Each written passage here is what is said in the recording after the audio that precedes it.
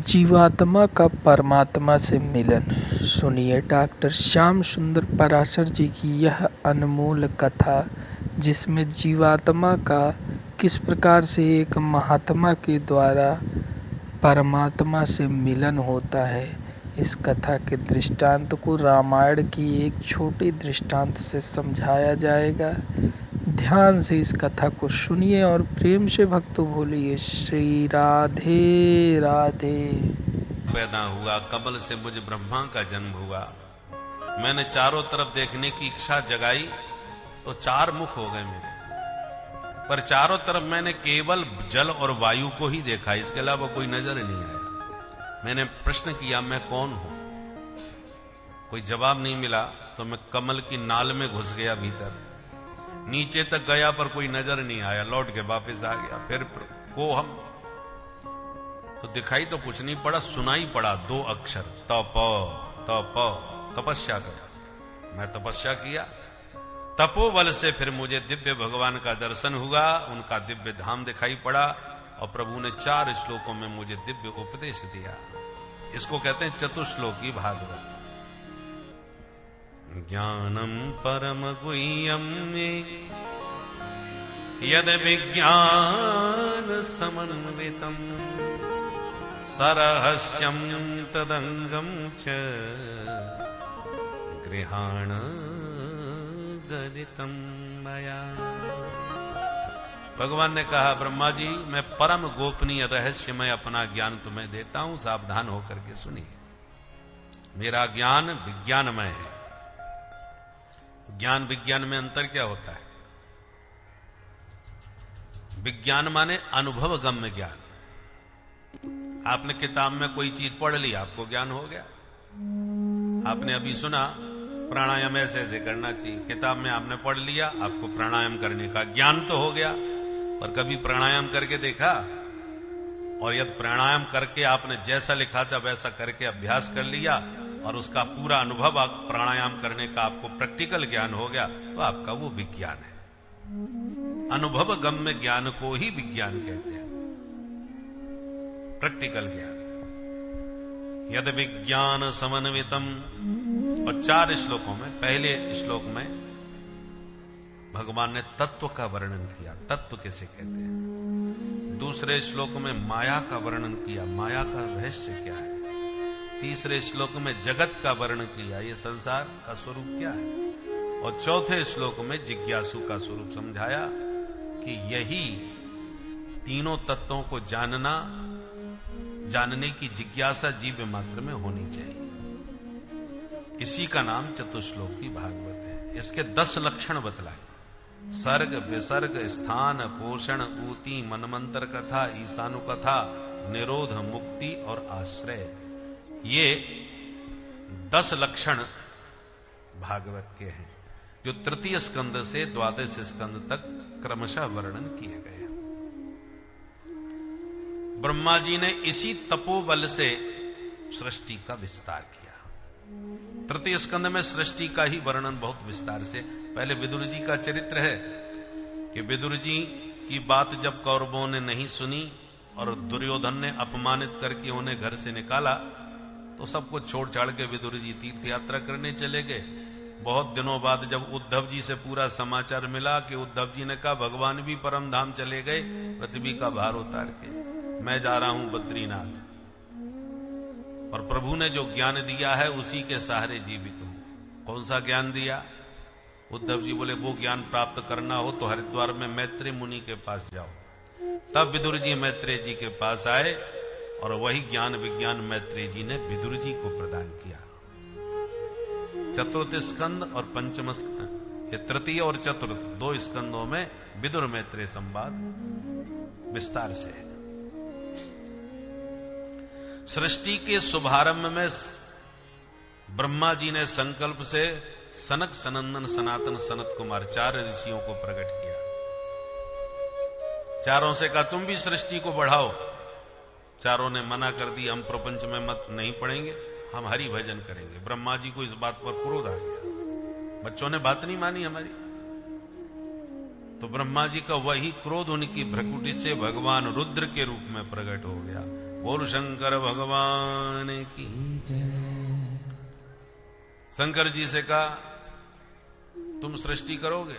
बोले हाँ कर देंगे, करके दिखाओ। तो बोले बाबा ने भूत प्रेत डांकनी पिशाचनी तमाम पैदा कर डाली। ब्रह्मा जी बोले बस बस हो गई सृष्टि, तुम शांति से भजन करो, ऐसी सृष्टि हमें नहीं चाहिए भाई। तो बोले बाबा भजन में मस्त।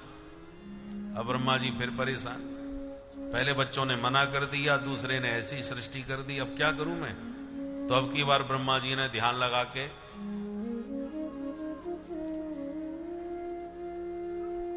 अपने शरीर के दो विभाग कर दिए। जो वाम अंग था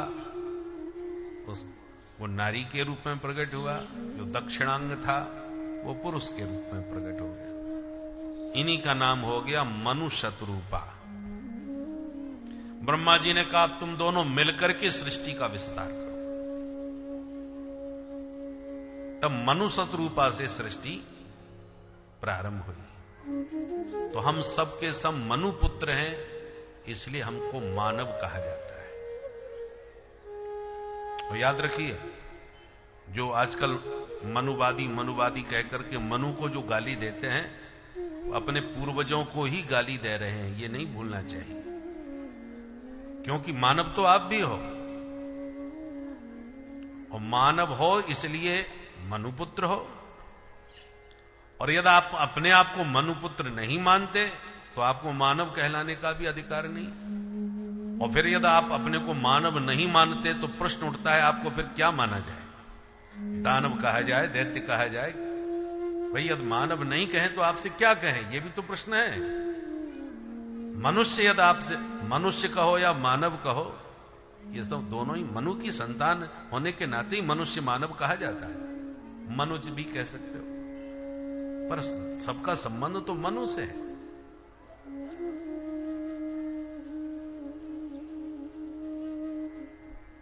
पर ना समझ लोग अपने ही पूर्वजों को, मनु महाराज को गाली दे के खुश होते हैं, मनुस्मृति को फाड़ करके खुश होते हैं। अच्छा एक बात विचारणी की है, सृष्टि के आदि में संविधान बनाया कि संसार को कैसे चलाया जाए, तो वो संविधान मनु महाराज ने बनाया, उसी का नाम है मनुस्मृति। शास्त्र सम्मत सिद्धांत मनुस्मृति में मनु महाराज ने बनाया। और मनुष्य को कैसे जीना चाहिए, क्या करना चाहिए, ये राम जी के रूप में प्रभु ने प्रकट होकर के उस मनुस्मृति के अनुसार आचरण करके दिखाया। कि जो लोग मनुस्मृति नहीं पढ़ सकते, नहीं जान सकते, वो अज्ञानी लोग कैसे जानेंगे कि मनुस्मृति में क्या लिखा है? तो राम जी ने कहा हम स्वयं प्रैक्टिकल करके दिखाई देते हैं। तो राम जी ने प्रवचन के द्वारा नहीं, आचरण के द्वारा धर्म का मर्म समझाया। इसलिए रामो विग्रहवान धर्म। किसी ने कहा धर्म क्या है? बोले राम जी के चरित्र को समझ लो, धर्म समझ में आ जाएगा। तो मनुस्मृति के अनुसार राम जी ने आचरण करके दिखा दिया। देश को स्वतंत्र हुए कुछ वर्ष हुए, 100 साल भी नहीं हो पाए, पर जिन लोगों ने संविधान बनाया राष्ट्र की स्वतंत्रता में, उस बने हुए संविधान में भी कितने संशोधन हो गए। 100 साल में जब इतने संशोधन हो सकते हैं, तो भैया जो सृष्टि के आदि में संविधान शास्त्र सम्मत मनु महाराज ने बनाया, तो इतने वर्षों बाद यदि कोई बात उस संविधान की तुम्हारे गले नहीं उतर रही, तो उस अंश को छोड़ दो भाई। इसका मतलब कोई बात तुम्हारे गले नहीं उतरेगी तो तुम मनु महाराज को गाली देने लग जाओगे। बाबा साहब अम्बेडकर जी ने संविधान उनके मार्गदर्शन में बना। अब इस संविधान की कोई बात हमारे गले नहीं उतराई तो हम बाबा साहब को गाली देने लग जाएं? ऐसा तो कोई नहीं करता। और कोई गाली देगा तो उसको जेल की हवा खानी पड़ेगी। तो आज के बनाए संविधान में 100 साल भी नहीं हो पाए, संशोधन कर लेते हैं, पर बाबा साहब को तो कोई गाली नहीं देते। तो सृष्टि के आदि का बना हुआ इतना पुराना संविधान है और तुम्हारे गले नहीं उतरा और तुम मनुस्मृति फाड़ के मनु महाराज को गाली दे रहे हो, पर यह नहीं समझ पा रहे कि तुम अपने पूर्वजों को ही गाली दे रहे हो। बोलो राधे राधे। राधे। तो मनु शतरूपा के द्वारा सृष्टि का विस्तार हुआ। सबसे पहले 5 संतान हुई, 2 बेटा 3 बेटी। बेटियां हैं आकुति, देवहूति, प्रसूति, और बेटा हुए प्रियव्रत और उत्तानपाद।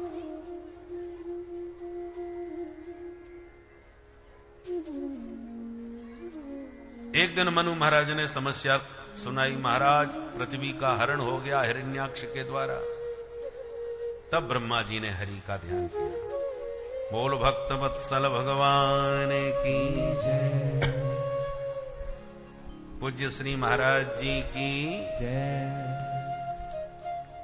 महाराज जी कृपा पूर्वक पधारे हैं। व्यासपीठ से हम उनके श्री चरणों में बारंबार नमन करते हैं। तो मैं निवेदन कर रहा था, ब्रह्मा जी के सामने जब समस्या आई कि हिरण्याक्ष ने पृथ्वी का हरण कर लिया तो अब क्या हो। विदुर जी ने प्रश्न कर दिया, ये हिरण्याक्ष था कौन महाराज जो धरती का हरण कर लिया। तब मैत्री जी कहते हैं, विदुर जी महाराज, ब्रह्मा जी ने अपने संकल्प से 10 ऋषियों को प्रकट किया था। मरीचि, अत्रि, अंगिरा, पुलस्त, पुलह, क्रतु, भृगु, वशिष्ठ, दक्ष और देवर्षि नारद। ये 10 ऋषि ब्रह्मा जी के संकल्प से प्रकट थे।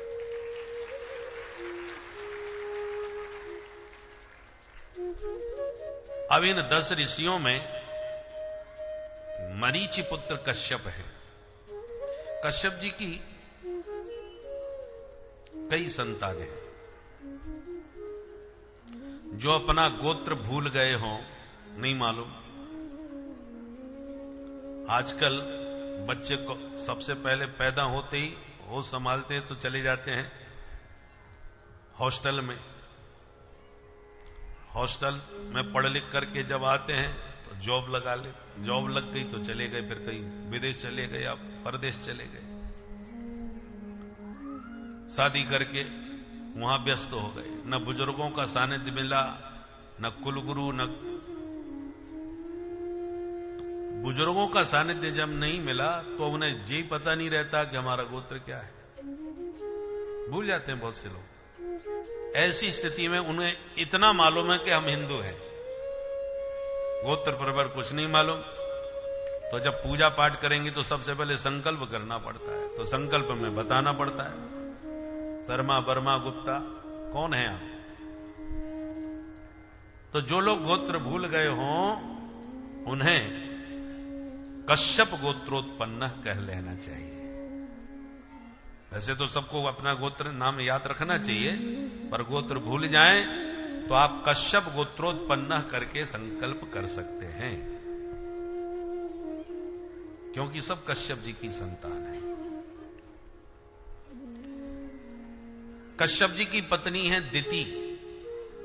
एक बार सूर्यास्त के समय कश्यप जी कर रहे थे संध्या वंदन।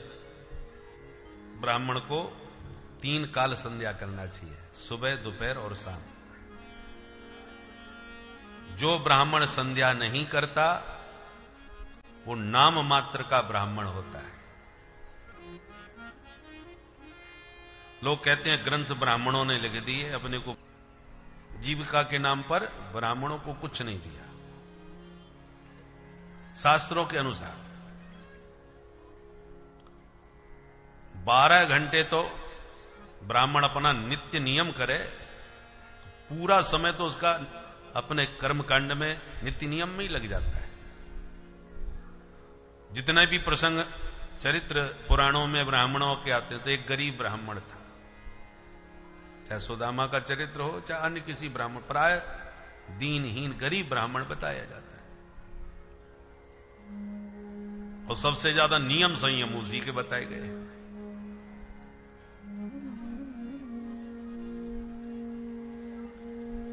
बहुत से लोग कहते हैं ये बड़े बड़े यज्ञ जो कराए जाते हैं ब्राह्मण अपने को पुजवाने के लिए और अपना भरण पोषण के लिए कराते हैं जबरदस्ती। अरे भैया जरा विचार करो, यज्ञ में केवल ब्राह्मणों का ही हित होता है क्या? ब्राह्मणों का नंबर तो सबसे अंत में आता है। जब यज्ञ होता है तो सबसे पहला काम चतुर्थ श्रेणी के लोगों को मिलता है। जो प्राय मजदूर हैं, कर्मचारी हैं, बिल्डिंग बनाने वाले कारीगर हैं, सबसे पहला काम तो उनका होता है। उन्हीं को यज्ञशाला बनानी है। यज्ञशाला कौन बनाएगा? कारीगर ही तो बनाएगा। जो भी कार्यभार है वो सब उन्हीं के द्वारा किया जाता है। तो पहला लाभ किसको मिला? चतुर्थ श्रेणी को, जो कारीगर होते हैं। दूसरा लाभ किसको मिला? पंडित जी से कहा कि महाराज पर्चा बना दो, क्या क्या लगेगा यज्ञ में। लंबा चौड़ा पर्चा पंडित जी ने बना के दिया और आप पर्चा लेकर के सेठ जी के यहां दुकान पर पहुंच गए, भाई ये सामान पैक कर दो भाई। तो दूसरा लाभ किसको मिला? नीचे से ऊपर की तरफ गाड़ी जा रही है कि नहीं? पहला लाभ चतुर्थ श्रेणी को, दूसरा लाभ वैश्य को, क्योंकि सारा माल तो उन्हीं के यहां से पैकिंग होके गया। तीसरा लाभ जिनके संरक्षण में यज्ञ हो रहा है, रक्षा कर्मी, छत्री, जिनके नेतृत्व में सब सुरक्षा भार और सब व्यवस्था बनाई जा रही है। और जब यज्ञ पूरी तरह संपन्न हो जाता है, पूर्णाहुति हो जाती है, तब पंडित जी की विदाई होती है। और पंडित जी की विदाई का नंबर आते आते कहते हैं महाराज बहुत खर्चा हो गया, देख रहे हो रोज के कितने भंडारे चल रहे हैं, इतना भंडारे में लग गया और इतना वो उसमें महाराज ताम झाम में लग गया, सब बहुत खर्चा हो गया, अब तो महाराज इतने से ही काम चला लो और अब तो महाराज खोंटते खाते रहो, फसल है। तो अंत में सबसे अंतिम लाभ तो ब्राह्मण को हुआ, विदाई में भी, वो भी जब बचा खुचा जो बना तो ठीक, नहीं तो ब्राह्मण को फिर उपदेश दिया जाता है, अरे महाराज ब्राह्मण तो संतोषी होते हैं। तो संतोष का पाठ ब्राह्मण को सिखाया जाता है। तो बोलो, और लोग आरोप ब्राह्मणों पर लगाते हैं कि ब्राह्मण लोग अपना पेट भरने के लिए ये यज्ञ कराते हैं। तो भैया यज्ञ से एक का नहीं सबका हित होता है, और केवल चतुर्थ वर्ण का ही भला नहीं होता। आप भंडारा कराओगे, भोजन पवाओगे, तो जो आपके परिचित हैं, रिश्तेदार हैं, या आपके जो व्यवहारी हैं उन्हीं को खिलाओगे। आपके जो विरोधी हैं, दुश्मन हैं, या जिनसे आपका संबंध नहीं है, वो तो आपके यहां खाने आएंगे नहीं। या जो विधर्मी हैं, जो आपके धर्म को ही नहीं मानते, वो भी नहीं खाएंगे, वो भी नहीं आएंगे। परंतु यज्ञ में, जैसे अभी हम यज्ञशाला का दर्शन करने आए, बढ़िया सुंदर कुंड में ज्वाला जल रही है, ब्राह्मण लोग आहुति दे रहे हैं, घी की आहुति डालते हैं। तो यज्ञशाला की अग्नि में जब घी गिरता है, उससे जो दिव्य सुगंध निकलती है, वो सारी प्रकृति के वातावरण को शुद्ध करती है। यज्ञ का धुआं बड़ा ही शुद्ध होता है, पवित्र होता है, सारे दोषों को, रोगों को दूर करता है। अब आपका पड़ोसी से आपका बोलचाल बंद है, बुराई बांध के आप बैठे, तो वो भोजन करने भले ही ना आवे, पर यज्ञ का धुआं तो उसके घर को भी शुद्ध करने जाएगा। आप भी नहीं रोक सकते, धुआं से कहो कि उसके घर मत जाना, उससे हमारी बोलती बंद है, वो हमारा दुश्मन है, उसका हित नहीं करना है, आप नहीं रोक सकेंगे। यज्ञ का धुआं तो सबका कल्याण करेगा, चाहे धर्म का हो, चाहे विधर्मी हो, चाहे मित्र हो, चाहे शत्रु हो, वो तो सारी प्रकृति को शुद्ध करता है। इसलिए यज्ञ से सार्वभौम हित होता है। बोलो जय सिया राम। जय सिया राम। हमारे आपके भीतर भी हवन कुंड है, और भीतर में जो आग जलती है उसका नाम है जठराग्नि। पेट के भीतर है ना, जो भोजन को पचाती है। जठराग्नि कमजोर हो जाए तो भोजन हजम नहीं होगा, पचेगा नहीं। तो यज्ञ कुंड तो हमारे पेट में भी है। कई प्रकार की आग होती है। यज्ञाग्नि वातावरण को शुद्ध करती है, पर यज्ञ अग्नि वो कहलाती है जिसमें साकल्य, घी, चावल, जौ, शक्कर, मेवा, पंचमेवा, ये सब डाली जाती है, उसका नाम है यज्ञाग्नि। और एक चिता की आग होती है जिसमें मुर्दे जलाए जाते हैं, वो भी चिताग्नि है। अब आप घी शक्कर खूब मालपुआ खा रहे हो तो इसका मतलब आपका पेट यज्ञाग्नि है, यज्ञ कुंड है। और मुर्गा बकरा चबा रहे हो तो इसका मतलब चिताग्नि है, मुर्दों को जला रही है, पचा रही है। अब आप अपने पेट को यज्ञ का कुंड बनाना चाहते हो कि चिता का, ये आपके विवेक पर निर्भर है। चिताग्नि बनाओ या यज्ञाग्नि बनाओ। बोलो जय सिया राम। जय श्री राम। तो यज्ञ से सबका भला, सबका हित होता है। ब्राह्मण को त्रिकाल संध्या करना चाहिए। त्रिकाल नहीं तो 2 काल सुबह शाम कर लो भैया, 2 समय नहीं तो 1 समय ही सही। पर जो ब्राह्मण ब्राह्मणोचित कर्म करे और 3 दिन तक यदि संध्या नहीं करता तो वो ब्राह्मण केवल नाम मात्र का ब्राह्मण रह जाता है, ब्राह्मणत्व से विहीन हो जाता है।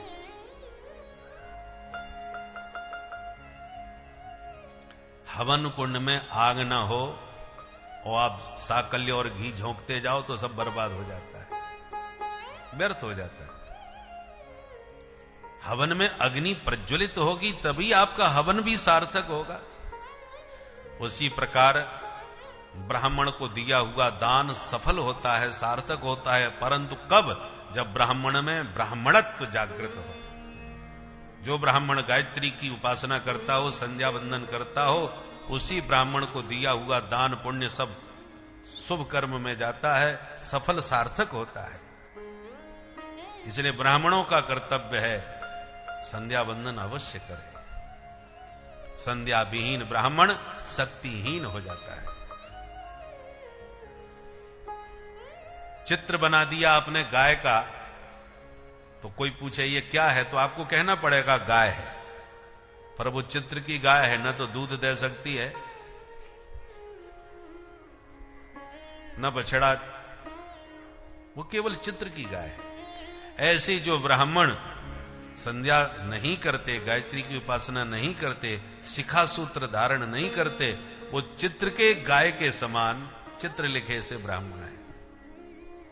कहा तो ब्राह्मण ही जाएगा, परंतु शक्तिहीन जो ब्राह्मण होता है उसमें ब्राह्मणत्व यदि नहीं है तो फिर वो कुछ नहीं कर सकता। करता भी है तो सब व्यर्थ जाता है, सार्थक नहीं होता।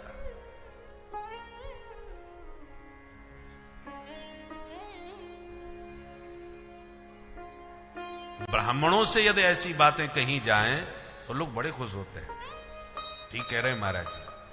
और अन्य वर्ण की यदि बात कर दी जाए तो मूड खराब हो जाता है। अरे ब्राह्मणों ने अपने को पुजवाने के लिए सब लिख रखा है, फिर आरोप लगाना चालू कर देते हैं।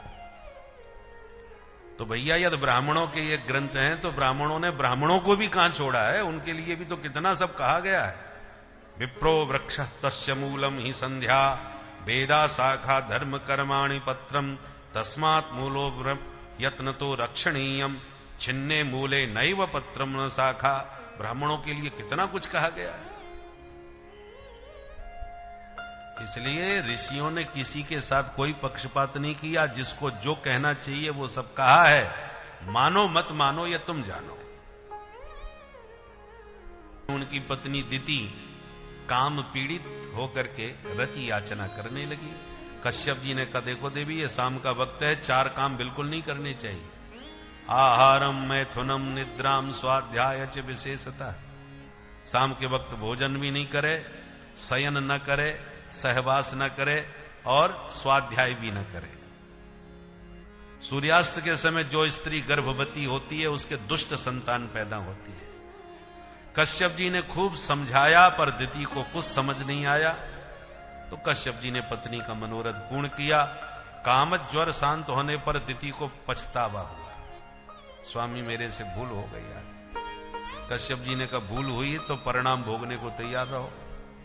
क्या? बोले तुम्हारे गर्भ से 2 संतान पैदा होगी और दोनों ही आतंकवादी होंगे, महादुष्ट। डर गई बेचारी, तो 100 साल तक तो बच्चों को जन्म ही नहीं दिया और 100 साल के बाद 2 दैत्य पैदा हो गए, हिरण्याक्ष और हिरण्यकश्यपु। पैदा होते इतने विशाल काय शरीर के हो गए कि हिरण्याक्ष अकेला ही दिग्विजय करने निकला तो ब्रह्मांड में कोई प्रतिभट नहीं मिला, लड़ने वाला कोई नहीं।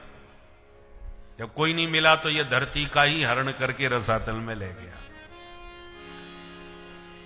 तब ब्रह्मा जी ने भगवान का ध्यान किया, प्रभु ये तो बड़ा भारी संकट आ गया सृष्टि पर। तो भगवान का ध्यान किया तो बड़ी जोर की छींक आई, और छींकते ही ब्रह्मा जी की नासिका रंध्र से भगवान वराह बन के प्रकट हो गए। बोल वराह भगवान की जय। वराह भगवान ने हिरण्याक्ष का वध किया और पृथ्वी का उद्धार हुआ। तब पृथ्वी पर सृष्टि का विस्तार हुआ। तो मनु शत्रुपा की जो 3 बेटियां थीं, उनमें मझली बेटी है देवहूति, जिनका विवाह करदम मुनि के साथ में हुआ। करदम जी के 9 बेटियां हुई, और 10वीं संतान के रूप में साक्षात भगवान कपिल रूप में प्रकट हो गए। बोल कपिल भगवान की जय। करदम जी ने अपनी 9 बेटियों का विवाह ब्रह्मा जी के जो ऋषि पुत्र थे उनके साथ कर दिया। बड़ी बेटी कला देवी का विवाह मरीचि मुनि से, अनुसुईया बेटी का विवाह अत्रि मुनि से, अरुंधति का विवाह वशिष्ठ मुनि से, ख्याति का विवाह भृगु जी से, शांति का विवाह अथर्वण जी से, क्रिया का विवाह क्रतु ऋषि से। इस प्रकार से सब बेटियों का विवाह करके विदा कर दिया। करदम जी बोले बेटियां ससुराल गईं, बेटा तुम्हें मिल गया, घर की जिम्मेवारी पूरी भई, इसलिए अब अपने राम तपस्या करने जाते हैं। समाज को शिक्षा दी ब्राह्मण का कर्तव्य है। ब्राह्मणस्य ही देहोयम क्षुद्र कामाय नेष्यते। ब्राह्मण का शरीर ब्रह्म विज्ञान के लिए हुआ है, ब्रह्म ज्ञान के लिए। उसको तुच्छ विषयों में ऐसी बर्बाद नहीं करना चाहिए। ब्राह्मण को जब अपनी मूल जिम्मेवारियों से छुटकारा मिले तो सन्यासी हो जाना चाहिए। इसलिए करदम जी सब छोड़ के चले गए। अब घर में मैया बेटा 2 ही रह गए। एक दिन मां ने प्रश्न किया, बेटा कपिल तुम बड़े ज्ञानी हो, एक प्रश्न करना चाहती। क्या? निर्विन्नानितराम भूमन असत इंद्रिय तर्षणा येन संभाव्यमानेन प्रपन्नादं तमः प्रभो।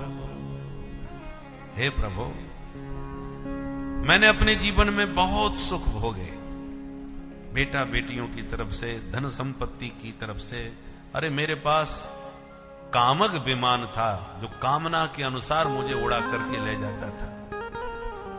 उस जमाने में मेरा प्राइवेट प्लेन,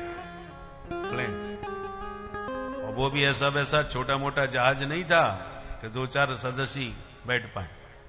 इतना बड़ा विमान था कि विमान के भीतर जलाशय थे जिसमें आप स्नान करिए, छोटे छोटे बाग बगीचे थे, सारी सुविधाएं विमान के भीतर। वो कामक विमान। अब देखिए, भागवत में विमानों की चर्चा हजारों साल पहले की है, जबकि विमान जो हम लोगों ने अब देखे हैं 100-150 साल में। विमान तो अभी हो गए, परंतु जब विमान थे नहीं तो ग्रंथों में चर्चा कहां से आ गई?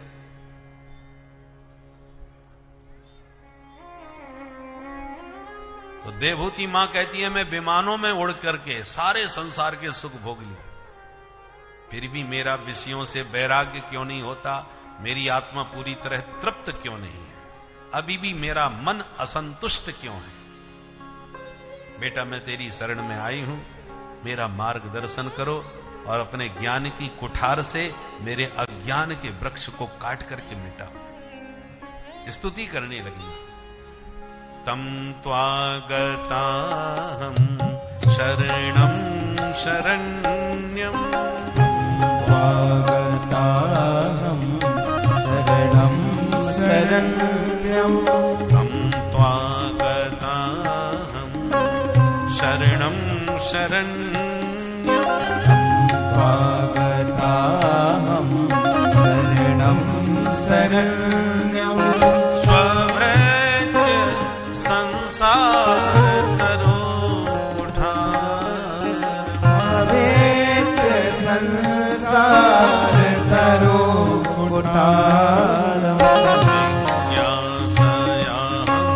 प्रकृते पुरुषाणां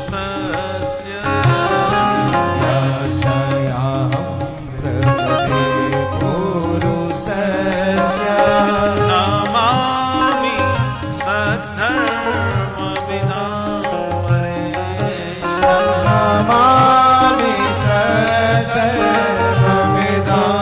वरिष्ठम् स्वागतानं शरणं शरण्यं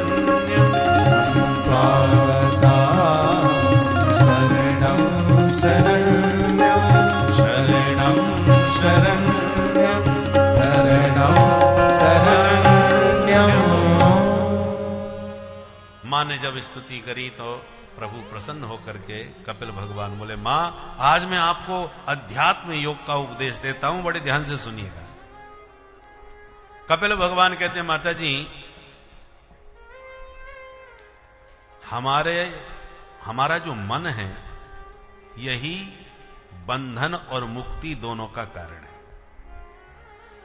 मन जब माधव के चरणों में रम जाता है तो मुक्ति का साधन बन जाता है, और मन जब विषयों में रमने लगता है तो यही बंधन का कारण बन जाता है।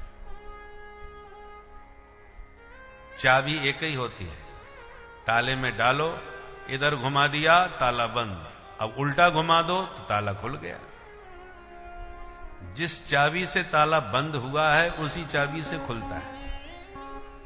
तो जो मन बंधन का कारण है वही मन मुक्ति का साधन भी है। मोड़ने की जरूरत है। अभी हमारा मन विषयों की तरफ मोड़ा हुआ है तो विषयों का चिंतन होता रहता है। अब विषयों से मोड़ करके भगवान के चरणों से जोड़ दो तो यही मन प्रभु के चरणों से जोड़ करके मुक्ति का साधन बन जाएगा। तो बेटा कैसे मन जोड़े ये बताओ, भगवान में मन लगता ही नहीं है। कपिल भगवान कहते हैं, मां उसका एक सरल उपाय बताऊं मन लगाने का। क्या? बोले तुम्हारा मन डायरेक्ट भगवान में नहीं लगता तो जिनका मन लग चुका है उन संतों के साथ तुम लग जाओ। जिनका मन भगवान में भली भांति लग गया ऐसे संतों से तुम लग जाओ तो वो तुम्हारा भी मन वहीं लगा देंगे जहां उनका मन लगा है। बोलो राधे राधे।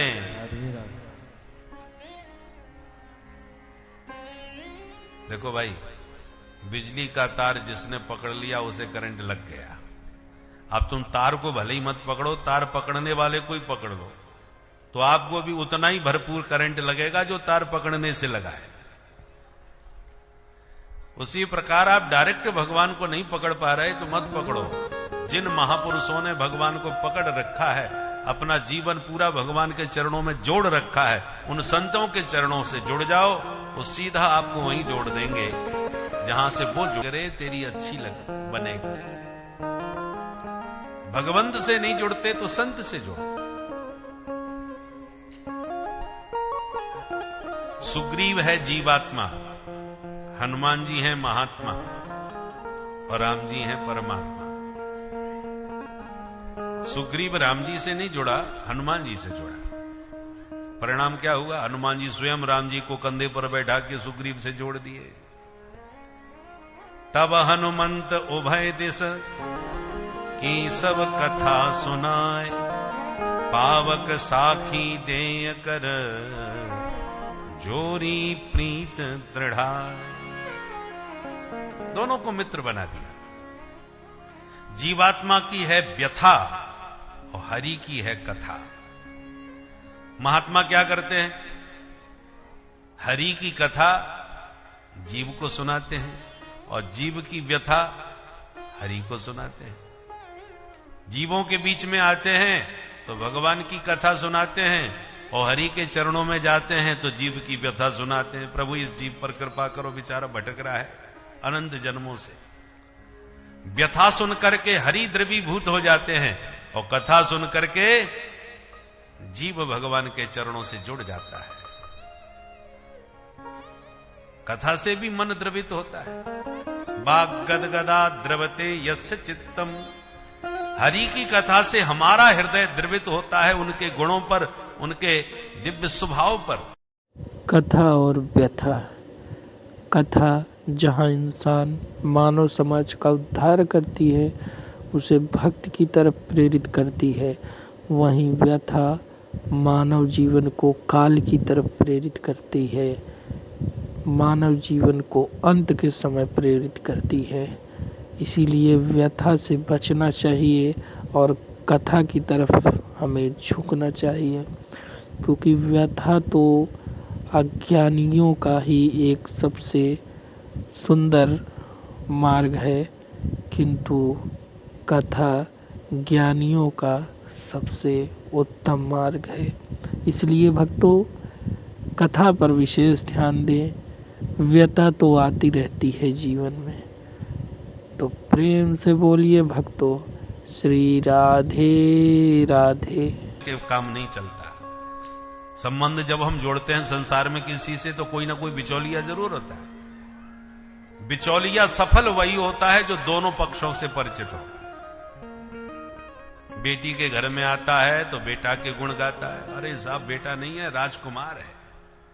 आज के युग में ऐसा सुंदर युवक आपको मिलेगा नहीं, सुपारी तक नहीं खाता साहब, पीने खाने की तो बात ही छोड़ दो।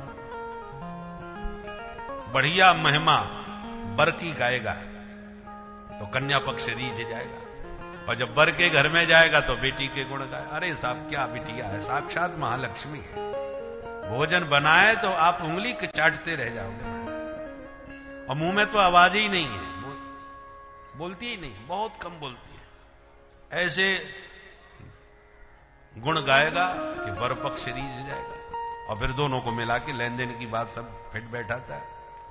अरे साहब लक्ष्मी आ रही है घर में, क्या लेना, छोटी मोटी बातों पर ध्यान मत दो, मत मांगो, खूब मिलेगा।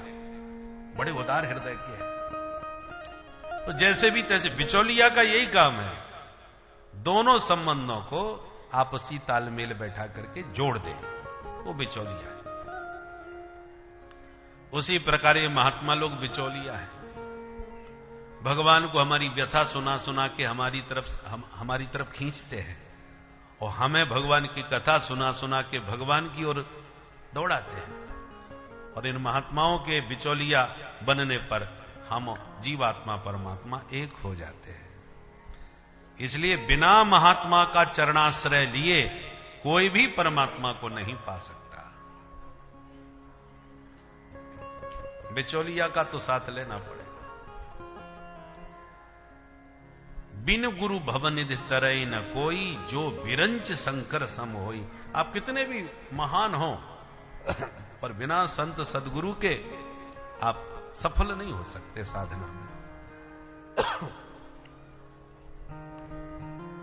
इसलिए कपिल भगवान कहते हैं, मां संतों का आश्रय ग्रहण करो, वो तुम्हें जोड़ देंगे वहां। बोले बेटा पता कैसे चले कि कौन संत है, संत की परिभाषा क्या है? कपिल भगवान कहते हैं, मां केवल वेशभूषा से कभी किसी को संत मत समझना, क्योंकि वेश बनाने में तो राक्षस भी बहुत निपुण होते हैं। रावण ने क्या बढ़िया महात्मा का वेश बनाया, छल किया जानकी जी के साथ। काल ने हमने तो गजब ही कर दिया, साधु बन करके कथावाचक बन के बैठ गया, बढ़िया कथा सुनाने लगा।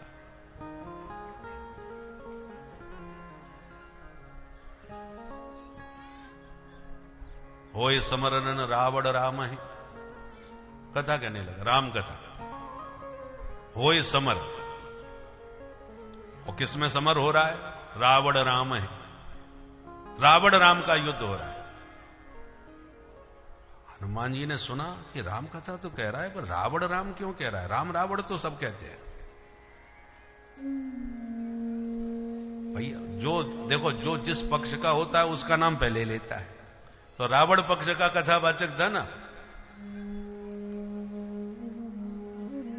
रावण ने भी समाज को भ्रमित करने के लिए बहुत से कथावाचक तैयार कर रखे थे, जो देखने में धार्मिक लगते थे, होते महापाखंडी थे, जो केवल धार्मिक लोगों की भावना को दोह करके उनको भ्रमित करने के लिए कथावाचक बन करके आए थे। आज भी हमारे समाज में धार्मिक वानक बना करके ऐसे बहुत से लोग छुपे बैठे हैं, देखने में धार्मिक लगते हैं, होते हिंदू समाज को ही तोड़ने के लिए, सनातन को खंडित करने का षड्यंत्र करने के लिए। नकली भी होते हैं, और नकली असली से ज्यादा जोरदार आकर्षक लगते हैं। शुद्ध घी की अपेक्षा नकली जो घी होता है वो ज्यादा खुशबू मारता है।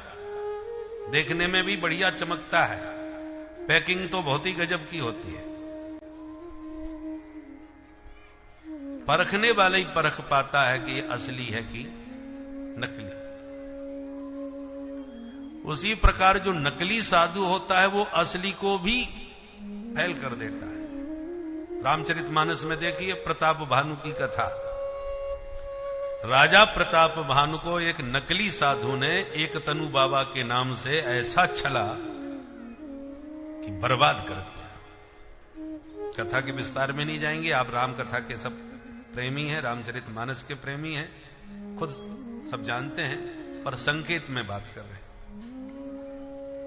प्रताप भानु पाखंडी साधु के प्रपंच में पढ़ करके सारे परिवार सहित उसका वंश नष्ट हुआ, वही रावण बन के पैदा हुआ।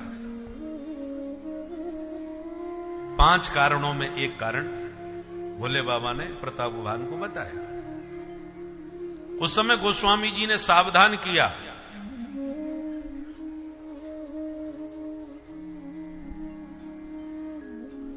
और सावधान करते हुए कहा, तुलसी देख सुबेश भूल ही मूढ़ न चतुर नर। केवल सुंदर वेशभूषा को देख करके ही किसी को महात्मा मान करके उससे प्रभावित हो जाने वाले मूर्ख लोग होते हैं, अविवेकी होते हैं, समझदार नहीं होते। विवेकी पुरुष केवल वेशभूषा से प्रभावित नहीं होता, वो आचरण से प्रभावित होता है। कपड़े नहीं देखता, वो उसकी प्रकृति को देखता है। इसलिए कपिल भगवान भी सावधान कर रहे हैं भागवत में कि माताजी केवल वेशभूषा से किसी को साधु न समझना, उसकी प्रकृति को पढ़ने का प्रयास करना। हमारे यहां कहावत भी है, पानी पियो छान के, गुरु करो जान के। समझो उससे पहले कौन है साधु। कौन होता है? बोले जिसके 5 लक्षण जिसमें घटे वो साधु है। कौन कौन? कपिल भगवान बता रहे, तितिक्षवः कारुणिका सुहृदः सर्वदेहिनां अजात शत्रवः शान्ताः साधवः साधुभूषणा। ये है साधुओं के आभूषण। पहला आभूषण क्या है? तितिक्षवः। साधु बड़े सहनशील होते हैं। तितिक्षा का मतलब द्वंद्वों को सहन करना। साधुओं का कहीं कहीं पर बहुत सम्मान होता है, खूब माला पहनाएंगे, चरण धोएंगे, चरणामृत लेंगे, आरती उतारेंगे, जय जयकार करेंगे, पर महात्मा उस जय जयकार से बिल्कुल भी प्रभावित नहीं होते। उस प्रशंसा या प्रतिष्ठा से उन पर कोई प्रभाव नहीं पड़ता, और कभी कभी अपमान भी हो जाता है। बहुत से लोग बेइज्जती करते हैं, उल्टा सीधा व्यंग बाण चलाते हैं, तो उनके कटाक्षों से महात्मा पर कोई प्रभाव नहीं पड़ता। गोस्वामी जी ने कहा, बूंद अगाध साही गिरी कैसे, खल के बचन संत सह जैसे। बरसात की तीव्र धारा पर्वतों पर पड़ रही है, पर पहाड़ों को कोई फर्क नहीं पड़ रहा। कैसे? बोले जैसे दुष्टों के बचनों का संतों पर कोई प्रभाव नहीं पड़ता। हम तत्काल प्रभावित हो जाते हैं। किसी ने हमारा सम्मान किया तो हम भूल जाते हैं, बारे हम सबसे आगे हमको बैठाया, सबसे पहले हमारा नाम लिया, सबसे पहले हमको माला पहनाई, भूल गए नेक में। और नेक किसी ने ऊंची आवाज में कुछ बोल दिया है, पीछे चलो, सोई मूड खराब हो गया, मैं जिंदगी में उसके घर में कदम नहीं रखूंगा। बताओ, मेरे को हाथ पकड़ के पीछे कर दिया, शकल नहीं देखूंगा, बात नहीं करूंगा, 2 दिन तक रोटी अच्छी नहीं लगी, इतना मूड खराब हो गया।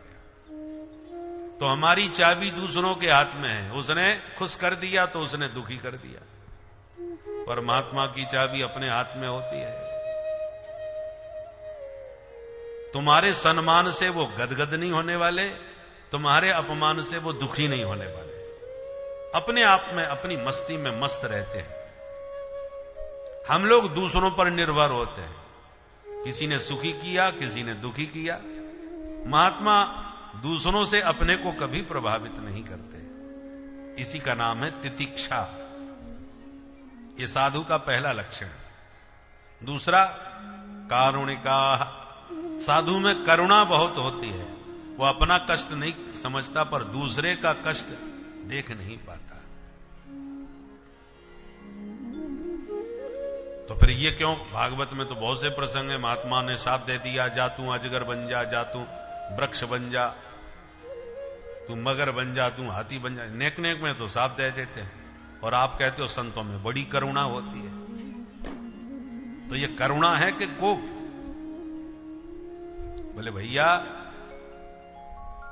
संतों ने जिसको भी साप दिया हो, आप किसी भी धर्म ग्रंथ में कहीं भी पढ़िए, जिसको साप मिला है उसे परमात्मा भी मिले हैं। तो संत का साप या तुम्हें भगवान से मिला दे तो कौन सा घाटा है भैया?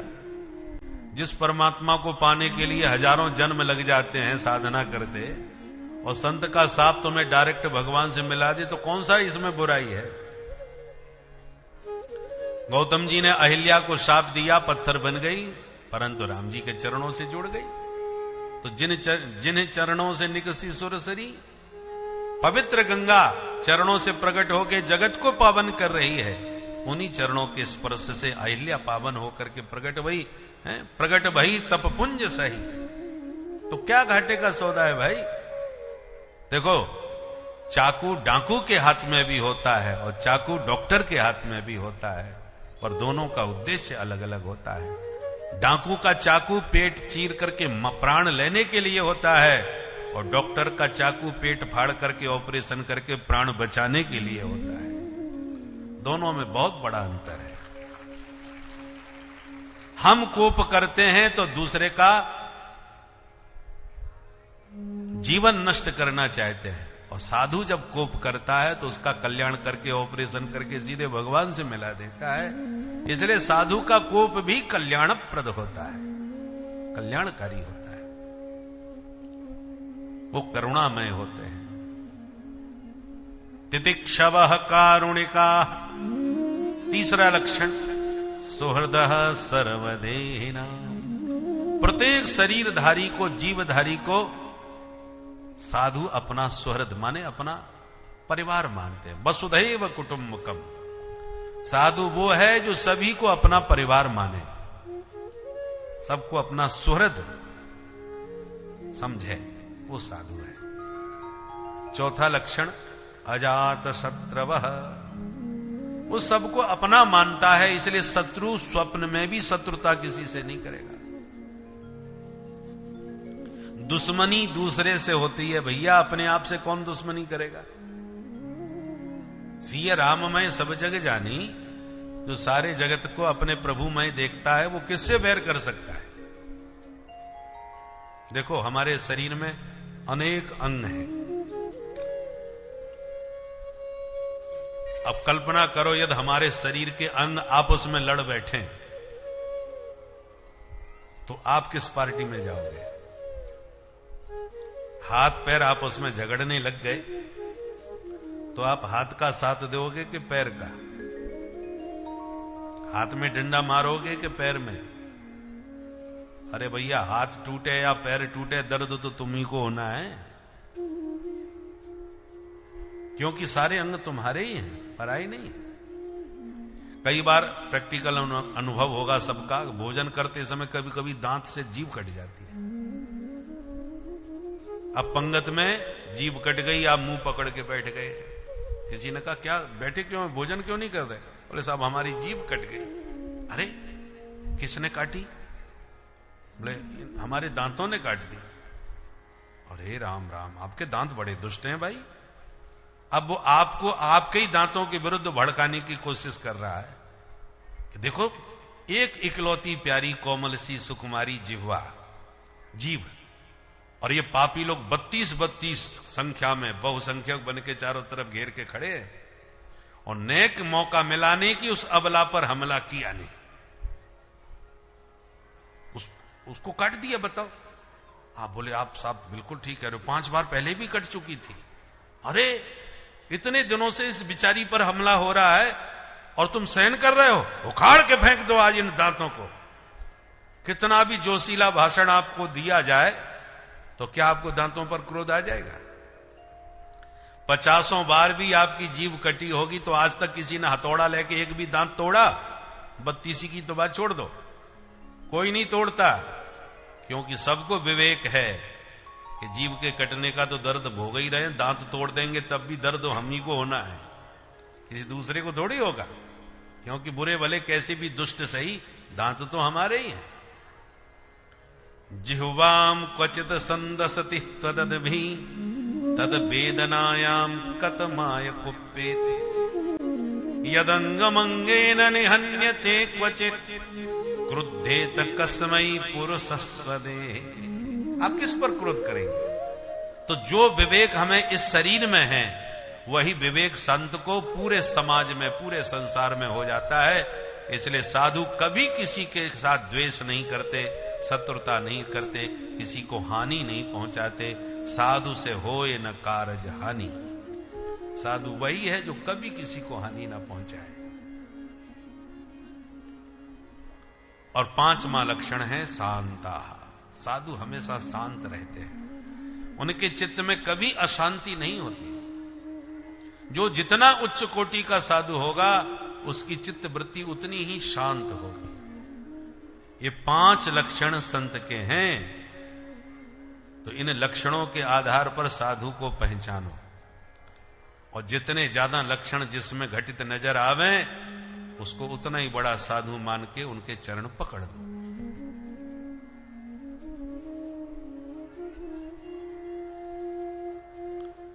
ऐसे संत सिद्ध कोटि के जल्दी मिलेंगे नहीं, क्योंकि साधु जो सच्चे होते हैं वो प्रायः छुपते हैं, छपते नहीं। बोलो राधे राधे। वो अपना आपा छुपा के रखते हैं, इसलिए उन्हें ढूंढना पड़ता है, खोजना पड़ता है। जिन खोजा तिन पाइया। अरे बेटी के लिए बर खोजने में आप एड़ी चोटी का पूरा जोर लगाते हो कि नहीं? खानदान कैसा है, लड़का कितना पढ़ा लिखा है, कैसा चरित्र है, सब क्या करता कमाता है। खोजबीन पूरी करने के बाद ही बेटी का हाथ आप उन्हें सौंपते हैं, बर को, क्योंकि बेटी के भविष्य का सवाल है। इसलिए तो जिस बेटी के भविष्य का सवाल आने पर आप पूरी खोजबीन में कहीं कसर नहीं छोड़ते, और आपके जीवन का सवाल है, जिस जीवन की बागडोर आप जिस सदगुरु के हाथ सौंपने जा रहे हो, उस सदगुरु की भी तो खोज करना चाहिए। सच्चे मन से खोज करोगे तो सच्चा साधु मिलेगा, पर हम लोग साधु को खोजने का प्रयास ही नहीं करते।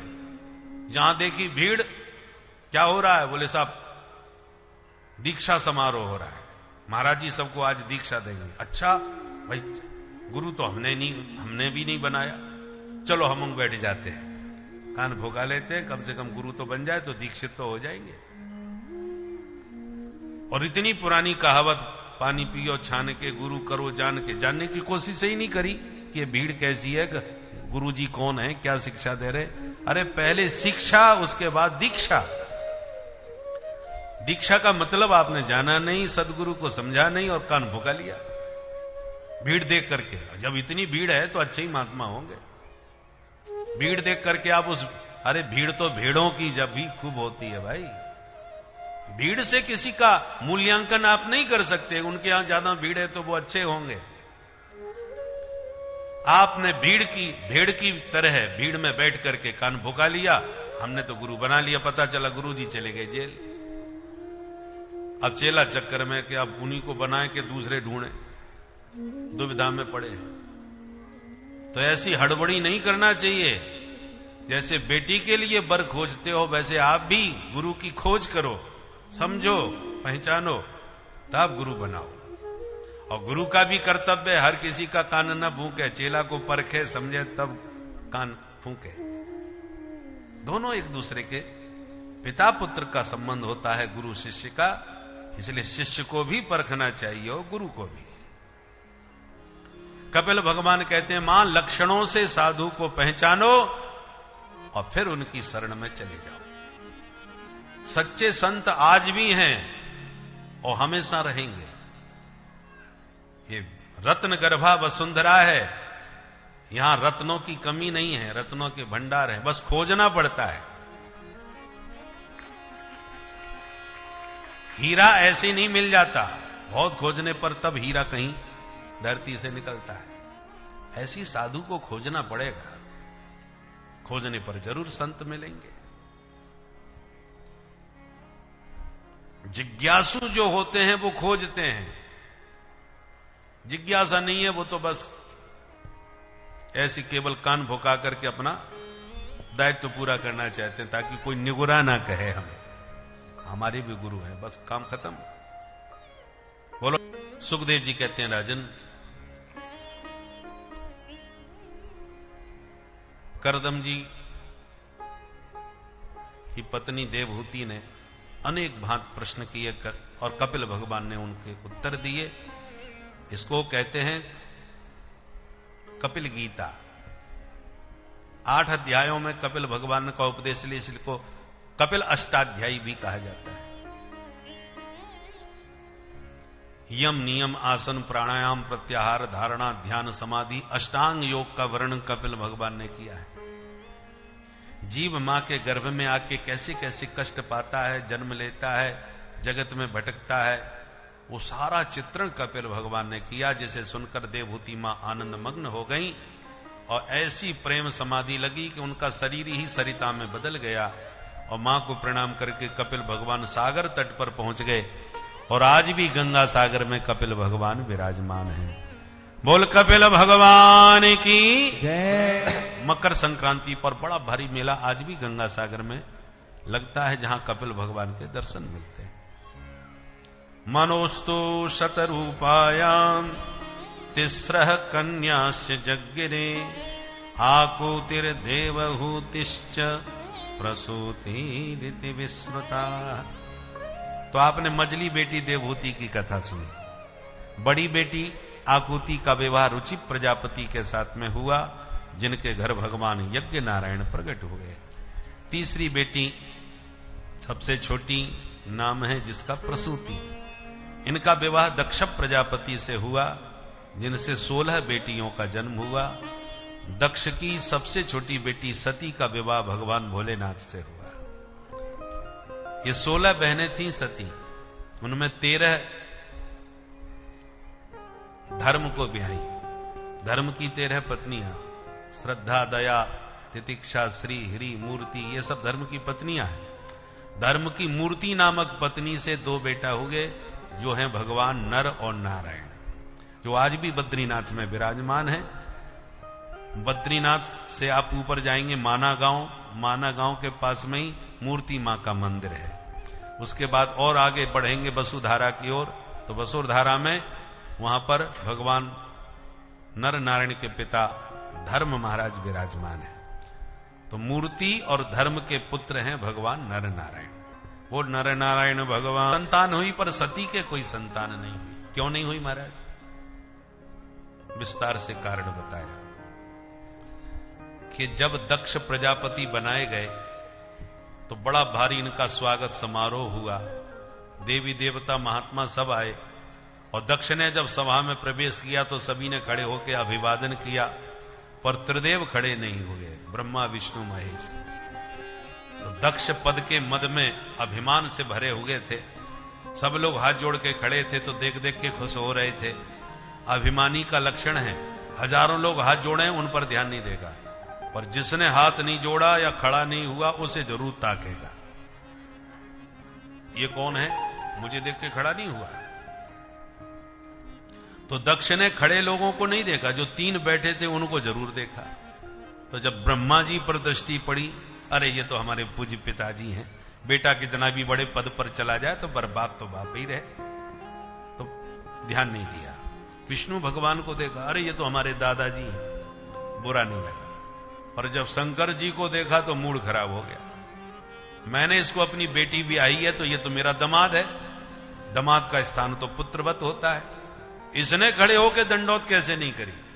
मूड खराब हो गया और तुरंत तिल मिला के अपनी कुर्सी पर आते ही भाषण देना चालू कर दिया। श्रूयताम ब्रह्म रसयो में सह देवा सहाग्नय। महात्मा, देवता, ऋषि मुनि सब सावधान होकर के सुने। मैं अभिमान से नहीं बोल रहा, ना ही मुझे किसी से ईर्षा द्वेष है, पर जो सत्य है वो मैं कहूंगा। सब बोले महाराज सुन रहे हैं, बताओ क्या बात है? बोले बस एक ही बात कहना चाहता हूं, सभ्य समाज में किसी असभ्य अशिष्ट व्यक्ति को नहीं बुलाना चाहिए, क्योंकि एक भी ऐसा व्यक्ति कोई आ जाए तो सभा की गरिमा गिर जाती है। तो लोग कानाफूसी करने लगे, यहां असभ्य कौन आ गया भाई, किसके बारे में कह रहे हैं? लोगों की समझ में बात नहीं आई। तो दक्ष ने कहा, इधर उधर क्या देख रहे हो, ये शंकर तुम्हें दिखाई नहीं पड़ता? राम राम राम।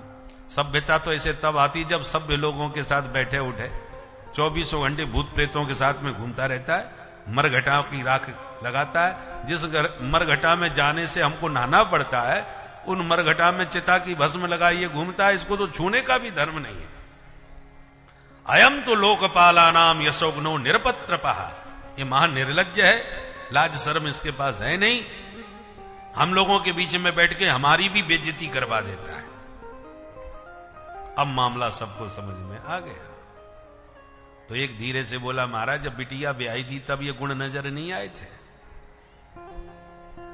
दक्ष ने कहा, पूछ लीजिए, हमारे पिताजी बैठे हैं, मुझे तो इसकी शकल बिल्कुल पसंद नहीं थी, पर हमारे पूज्य पिता ब्रह्मा जी ने मुझे विवश कर दिया कि बेटा मेरी बात मान लो, बेटी ब्याह दो। तो पिता की बात मान करके मैंने बेटी ब्याह दी इसको। अन्यथा कहां मेरी मृगलोचनी बेटी सती और कहां ये बंदर जैसी आंख वाला शंकर। ग्रहीत्वा मृग सावाक्षा पाणी मरकट लोचना। इस मरकट लोचन को मैंने मृग लोचना बेटी ब्याह दी। अब नंदीश्वर का मूड खराब हुआ, जो भोले बाबा के बगल में ही बैठे थे। धीरे से इशारे में बोले, भोलेनाथ आप कुछ बोले ही नहीं रहे, वो क्या क्या बकबक कर रहे हैं, आप ना बोलो तो हमें आज्ञा दो, 2 मिनट में इनकी बोलती बंद करूं।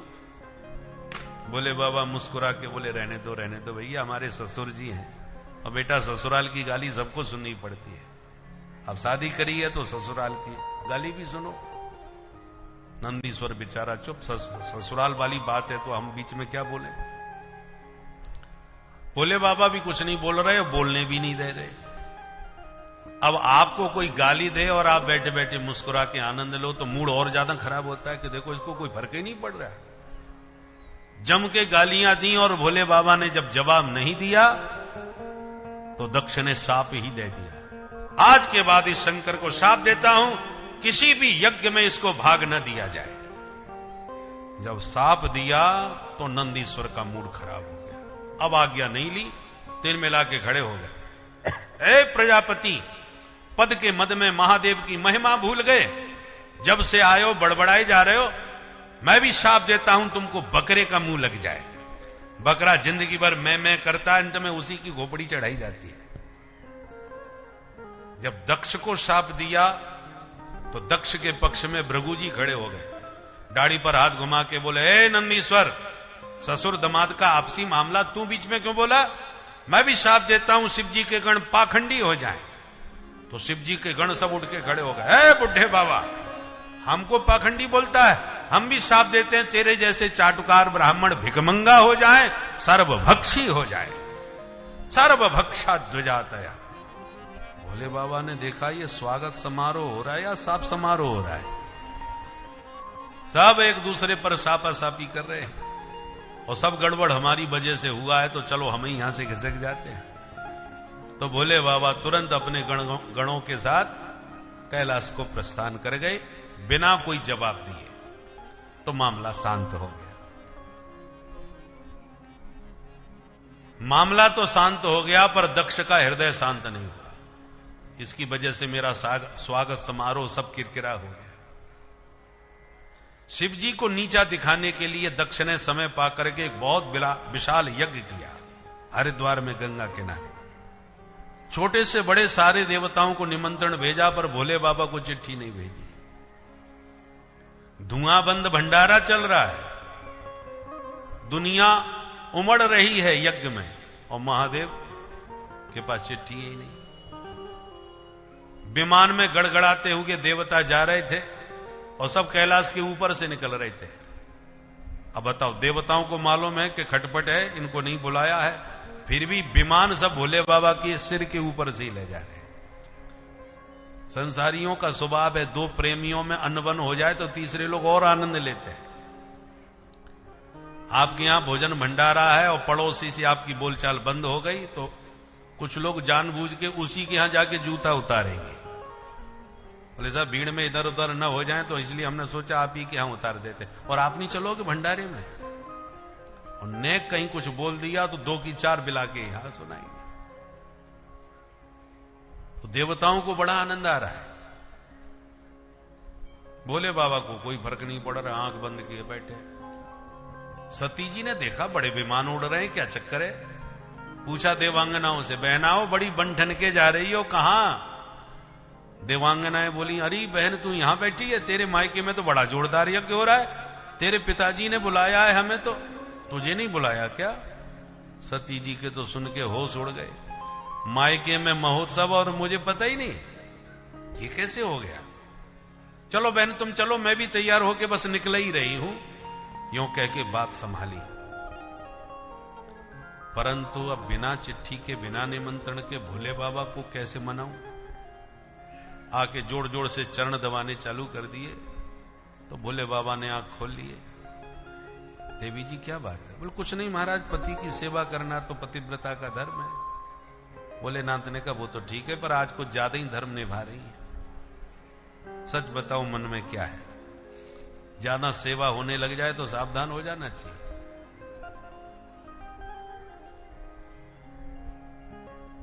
सती जी ने कहा वो बात कुछ नहीं है, थोड़ा ऊपर देखो, ये जो विमान उड़ रहे हैं ना, ये सब आपकी ससुराल में जा रहे हैं। पता है क्यों? क्योंकि आपके ससुर जी ने बहुत विशाल यज्ञ किया है। भोलेनाथ ने कहा मुझे पता है। अरे पता है तुम्हें? तो फिर आप क्यों नहीं तैयार हो रहे? भोले बाबा ने कहा कोई चिट्ठी आई थी क्या? अब बेचारी सटपटाई। देखो चिट्ठी तो जरूर भेजी होगी, ऐसा हो ही नहीं सकता देवताओं को बुलाएं और महादेव को भूल जाएं। पर कभी कभी डांक मिस हो जाती है। आप इतने महान पर्वत पर, हिमालय पर आके बैठे हो कि लाने वाला शायद रास्ता भटक गया हो। परंतु जब अपनों के घर कोई उत्सव हो तो चिट्ठी की प्रतीक्षा नहीं करनी चाहिए।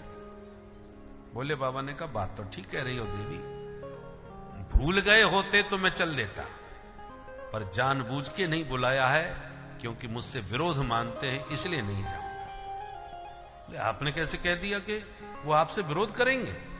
वो आपके ससुर जी हैं। बोले बाबा ने कहा देवी जी आज तक एक बात तुमसे मैंने छुपाई, मैंने कभी नहीं बताई। एक थोड़ी खटपट हमारी हो गई थी। कब हुई? बरसों बाद आज वो प्रसंग भोले बाबा ने बताया, परिस्थिति बस, ये तो आज तक नहीं बताया। भोले बाबा से हम गृहस्थों को सीखना चाहिए। हमको ससुराल में नेक कसर पड़ जाए तो घर में आके देवी जी पर उतारते हैं पूरी गुस्सा। पर धन्य है महादेव की छाती, समाज के बीच में सभा के मध्य ससुर जी ने इतनी गालियां दी, बेइज्जती करी सो करी, साप तक दिया, और महादेव ने आज तक सती जी को यह बात कभी नहीं बताई। कितनी सहनशीलता। आज प्रसंगवश सुनाते हुए कहा देवी जी उस दिन हम खड़े नहीं हो पाए तो हजारों गाली दे करके भी उनका चित्त अभी भी शांत नहीं। इस सुंदर आज तो की कथा में स्वागत आप समारोह लोग साफ समारोह यह में जान बदल चुके गया। हैं कि तो विश्वास बहुत ही बड़ी चीज है। वह विश्वास चाहे ईश्वर में हो, चाहे पति परमेश्वर में हो, जो अपने ईश्वर, अपने आराध्य पर विश्वास करता है, उसका हाथ स्वयं उसके आराध्य स्वयं भगवान पकड़ लेते हैं। यहाँ सती माता का विश्वास थोड़ा डगमगाया, जिसके कारण आगे इतनी बड़ी घटना हुई।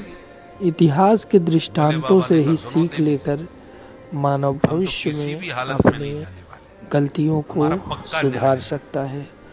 तो हमें भी इन दृष्टांतों से सीख लेनी चाहिए और अपने मन को भक्ति भाजन में लगाना चाहिए। तो प्रेम से बोलिए भक्तों, श्री राधे राधे। अपमान पर तुमसे नहीं पचेगा, इसलिए न जाओ, इसी में तुम्हारी भलाई है।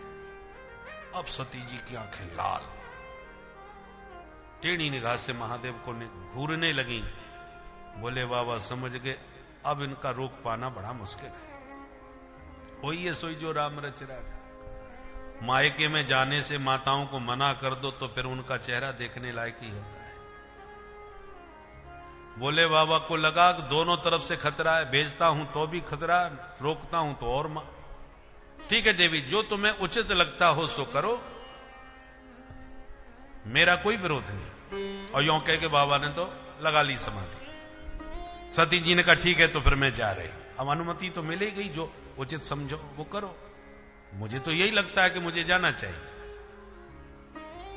प्रणाम करके चल दी, और चलते चलते सोच रही है महादेव का मन तो नहीं है, मैं समझ रही हूं, वो तो मैं जबरदस्ती जा रही हूं, ऐसे तो मन मेरा भी नहीं लगेगा। दोबारा कोशिश करती हूं, प्रसन्नता से विदा करेंगे तो मुझे जाने में भी अच्छा लगेगा।